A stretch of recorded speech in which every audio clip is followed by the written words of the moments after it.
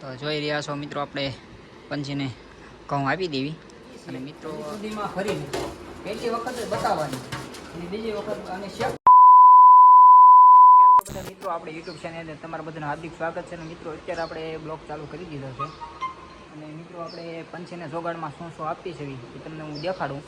આપણે રેગ્યુલર જે હાલતું હોય એ જ ખવડાવીએ છીએ, બીજું કે આપણે બાલ ભોગ ને એવું કંઈ ખવડાવતા નથી. તો આગળ કન્ટિન્યુ મિત્રો બ્લોગમાં જોડાયેલા રહીજો.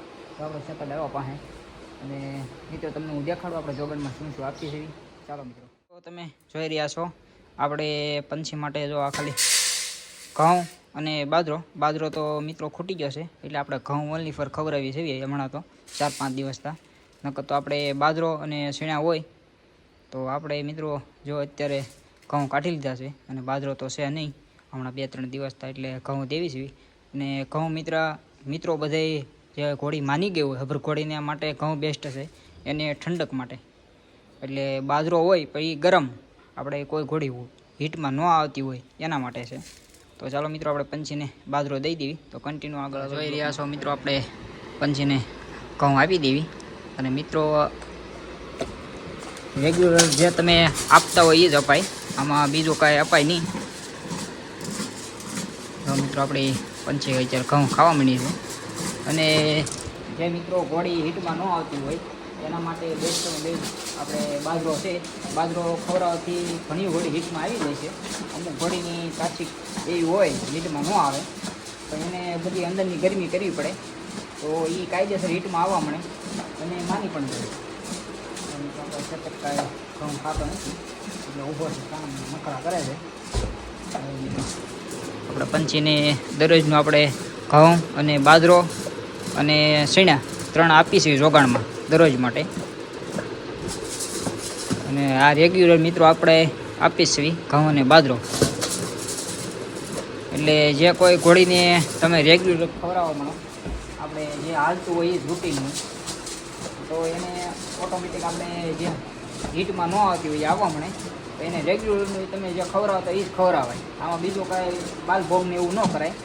અને મિત્રો બાલભોગ ખવડાવવામાં કાંઈ વાંધો નહીં, પણ એને ગળામાં જામ થઈ જાય, ચોટી જાય. એટલે હું મિત્રો આપણે બાલભોગ ખાય કે ઝટનારા ગળે ઉતરે નહીં.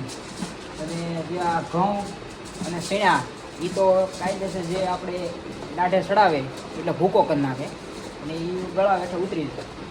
અને જે બાલભોગ હોય એ તો કાંઈ ભૂકો તો થવા ભૂકો જ હોય, એ ગળા હેઠે ઝટના તો કાંઈ ઉતરે નહીં. એટલે મિત્રો આપણે જે રેગ્યુલર આપણે ખવડાવતા હોય એ જ ખવડાવાય, આમાં બીજું કાંઈ કરાય નહીં. તો અત્યારે મસ્ત મજાના 2 ઘઉં ખાવા મીણ્યા છે. હમણાં 3-7 દિવસના કાંઈ બાજરો છે નહીં, એટલે આપણે ઘઉં દેવી છે. અને જે ઘોડી માની ગયો હોય એની માટે બેસ્ટ ઘઉં છે. એટલે ઘઉં ખવડાવવાથી એને ઠંડક રહી. અને જે ઘોડી હીટમાં ન આવતી હોય એને રેગ્યુલર તમે આપણે જે બાજરાની એવું હોય એ ખવડાવો એટલે એને ગરમાળો થાય અને ગરમ થાય એટલે ઓટોમેટિક હીટમાં આવે. એ 15 દિવસે, કોઈ 20 દિવસે આવે, કોઈ મહિને આવે. એટલે મિત્રો શું રેગ્યુલર તમે જે ખવડાવતા હોય એ જ ખવડાવાય, આમાં બીજું કાંઈ ભૂત વૈદ્ય ન કરાય. જો મિત્રો આપણે તો રેગ્યુલર દરરોજનું આપણે ઘઉં અને બાજરો અને શીણા 3 વસ્તુ દરરોજ આપીએ છીએ. અને મિત્રો આપણે કાંઈ 2 ટાઈમ આપતા નથી, અત્યારે આપણે ખાલી આ તમને દર્શક મિત્રોને ખાલી જણાવવા માટે જ આપણે અત્યારે જોગાણ આપ્યું છે. નકર આપણે ખાલી રાતે 1 ટાઈમે જ આપીએ છીએ, કાંઈ દિવસે સવારમાં કાંઈ દેતા નથી. દિવસે તો આપણે સવારમાં તો આપણે પાલો નાખી દેવી એટલે પાલો ખાય, પાલો અને લીલું આવી ગયું છે અત્યારે, અને લીલું ખાય. આપણે એ દરરોજનું રૂટિનનું છે મિત્રો. તો અત્યારે મસ્ત મજાના 2 ઘઉં ખાવા મીણ્યા છે. ઘઉં આપીશું પંછીને, એટલે દરરોજ માટે આપણે પંછીને ઘઉં અને શેણા અને બાજરો આપીશું. એટલે આ રૂટિનનું દરરોજનું છે આપણે. એટલે એને મિત્રો જે આપણે દરરોજનું ખવડાવતા હોય એ જ રેગ્યુલર ખવડાવાય, આમાં બીજું કાંઈ ખવડાવાય નહીં. બાલભોગની ખવડાવવાની કાંઈ આપણે કાંઈ કહેતા નથી, આપણે કાંઈ વાંધો નહીં ખવડાવવાથી. પણ જે એને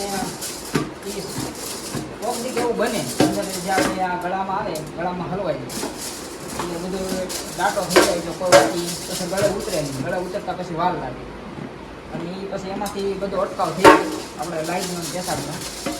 એટલે આપણે દરરોજ આપણે જો ઘઉં અને બાજરો આ 3 ખવડાવી છે, હજી સુધીમાં પેટ તોડા નથી થયા, લાઈટનો અટકાવ નથી થયો અને પેશાબનો અટકાવ નથી થયો.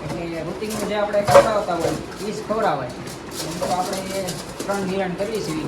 ઉપલ છે અને પાલો અને આપણે લીલું આપણે જે વાડિયું ખડ છે એ ખવડાવી છે મિત્રો દરરોજ. એટલે આપણે કાંઈ બીજું ખવડાવતા નથી. રૂટિનનું જે છે એ જ આટલી છે. અને મિત્રો આની ખાસિયત એ છે હજી સુધીમાં ફરી નથી. પહેલી વખત બતાવવાની અને બીજી વખત અને શેક પણ આપણે નથી કરતા મિત્રો. એટલે 6-6.5 મહિના જેવું થાય એટલે ઓટોમેટિક એનું પેટ ઉતરે એટલે આપણને ખબર પડી જાય ખબર છે.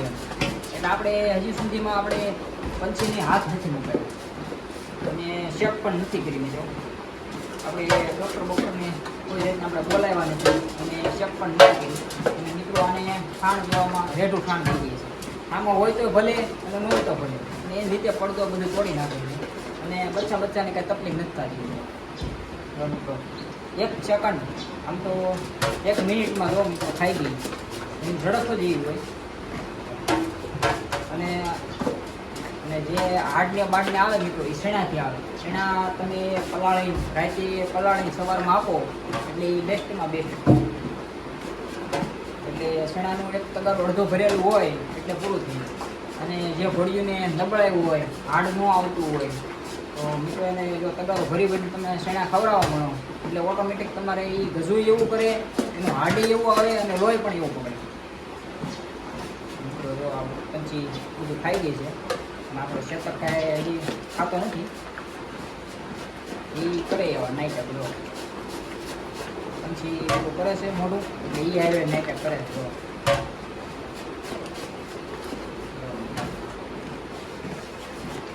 હવે બસ હવે ખવાઈ ગયું છે. આમાં કાંઈ છે નહીં. અને મિત્રો આનું એક દસ્તો એ છે આપણે ગમે ત્યાં બહાર ગયા હોય અને ઘેરે આવી એટલે હણાટી મારે હીક મારે તરત એટલે ઓટોમેટિક એને ખબર પડી જાય આપણા માલિક આવ્યા છે. એટલે બીજું કોઈ ગમે નીકળે તો બોલવાનું નહીં. હું દરરોજ એને નિરણ એવું બધું કરું છું મિત્રો. એટલે હું ગમે ત્યાંથી ગામમાં ગયો ઘેરે આવું એટલે મને ભાળે એટલે હીક મારે તરત. અને મિત્રો આનો એક દસ્તો એ છે આની ખાસિયત નિરણ માંગી લેવાની અને પાણી પણ હાથે માંગી લેવાનું. આમાં ઘેરે ગમે વ્યક્તિ હોય પગ ઢવડાવવા મળે કાં હીક મારવા મળે મિત્રો. એવા બધા નખરા કરે એટલે આપણને ઓટોમેટિક ખબર પડી જાય કાં પાણી પીવું છે કાં એને ભૂખી થઈ એટલે કાં નિરણ ખાવી. એટલે 10-15 મિનિટ થાય એટલે બધું ઓટોમેટિક માંગી લે. ઘેરે કોઈ હોય ન હોય તો કાંઈ બોલે નહીં. જો આમાં આપણે ભાળી ગયા હોય એટલે મિત્રો એ ઓટોમેટિક બધું માંગી લે. તમારે એ પગ ઢવડવા મળે ઠેકડા મારવા મળે અને હમણાટે બોલાવવા મળે એટલે આપણને ઓટોમેટિક ખબર પડી જાય. અને કાં ભૂખી થઈ છે કાં પાણીની તરસ લાગી છે. એટલે બેમાંથી ગમે એક રીઝન હોય તો જ એમ કરે. એ મિત્રો આની ખાસિયત એ છે. બધું ખાઈ ગઈ છે મિરિંગ બસ હવે છાંટી ગઈ. હવે શું છે